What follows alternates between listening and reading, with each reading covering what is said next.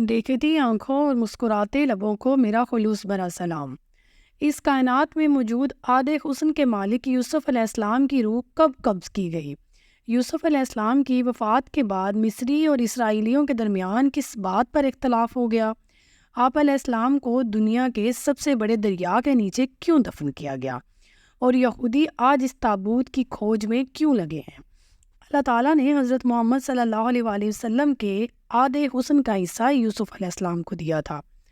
یوسف علیہ السلام کا قصہ قرآن مجید میں موجود سب سے طویل قصہ ہے کہ کس طرح سوتیلے بھائیوں نے آپ کو حسد کی بنا پر کنویں میں پھینک دیا، آپ کو مصر کے بازار میں بطور غلام بیچا گیا اور عزیز مصر کی بیوی نے آپ کو جیل میں قید کروا دیا۔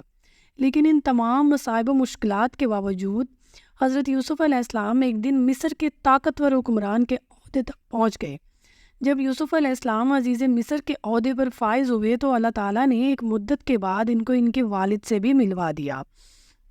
حضرت یوسف علیہ السلام کے پورے خاندان میں مصر میں آ کر سکونت اختیار کر لی اور مصر کے بادشاہ نے بنی اسرائیل کو زمین کا ایک ٹکڑا عطا کیا جہاں انہیں عباد ہونے کی اجازت ملی۔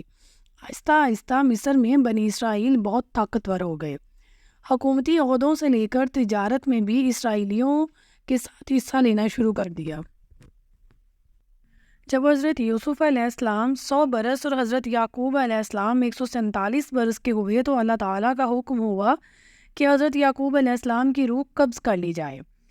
لہٰذا ملک الموت نے حضرت یعقوب علیہ السلام کی روح قبض کر لی۔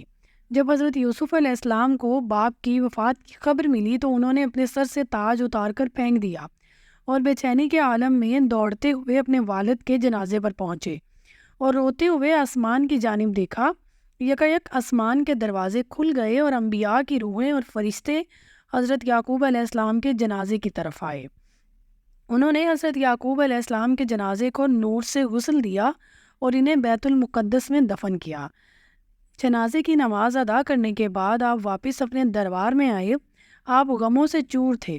رات ہوئی تو دریائے نیل کے کنارے گئے، روتے ہوئے پوری رات نماز ادا کی، اور پھر اس وقت جبرائیل علیہ السلام نازل ہوئے اور حضرت یوسف علیہ السلام کو فرمایا کہ اے یوسف، آپ کے والد کی عمر پوری ہو چکی تھی، اسی لیے خداوند نے انہیں اپنے پاس بلا لیا، لیکن ابھی آپ کا وقت نہیں آیا، لہٰذا اپنے رب کی عبادت کیجیے اور اس زندگی کو آخرت کے لیے مزین کر لیجیے۔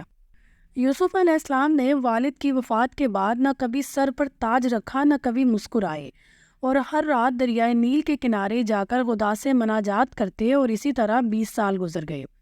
یہاں تک کہ ایک رات حضرت یوسف علیہ السلام نے خواب دیکھا کہ ان کے والد یعقوب اور دادا اسحاق ان سے کہہ رہے ہیں کہ اے یوسف، اب ہمارے ملنے کا وقت قریب آ چکا ہے، 3 دن کے اندر ہماری ملاقات ہوگی۔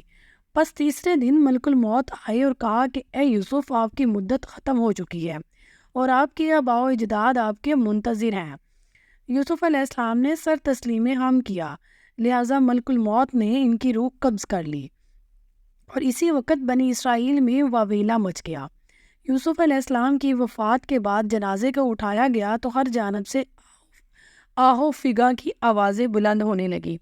اب مصریوں کا ہر قبیلہ یہ چاہتا تھا کہ یوسف علیہ السلام کو ان کے علاقے اور زمین میں دفنایا جائے تاکہ ان کے علاقے میں خیر و برکت ہو۔ ایک گروہ نے کہا کہ یوسف علیہ السلام کو کنعان کے دروازے پر دفن کیا جائے، کسی نے کہا کہ کسی اور جگہ۔ پس اسی وقت اللہ نے دریائے نیل کے پانی کو بند کر دیا اور نیل سوکھ گیا۔ لہٰذا اللہ کی اس قدرت سے مصری سمجھ گئے کہ یوسف علیہ السلام کے جسم کو نیل میں دفن کرنا چاہیے تاکہ دریا کا پانی آپ کی قبر مبارک کو چھو کر گزرے اور مصر والے اس کی برکت حاصل کر سکیں۔ چنانچہ یوسف علیہ السلام کے جسم مبارک کو سنگ مرمر کے صندوق میں بند کر کے دریائے نیل میں دفن کیا گیا۔